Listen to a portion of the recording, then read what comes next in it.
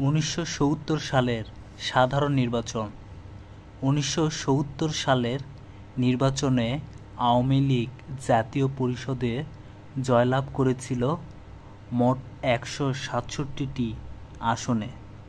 1970 সালে পাকিস্তানের জাতীয় পরিষদের নির্বাচন অনুষ্ঠিত হয় 7 ডিসেম্বর 1970, তবে কিছু আসন 17 জানুয়ারি 1971 সালে।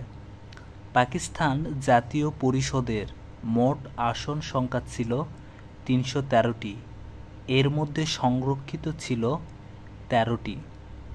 পূর্ব পাকিস্তানে জাতীয় পরিষদের আসন সংখ্যা ছিল 169টি, এর মধ্যে সংরক্ষিত ছিল 7টি। পূর্ব পাকিস্তানে জাতীয় পরিষদের নির্বাচনের ফলাফল ছিল আওয়ামী লীগ 167টি, সংরক্ষিত 60টি সহ পিডিপি 1টি ও স্বতন্ত্র 1টি আসনে জয়লাভ করে।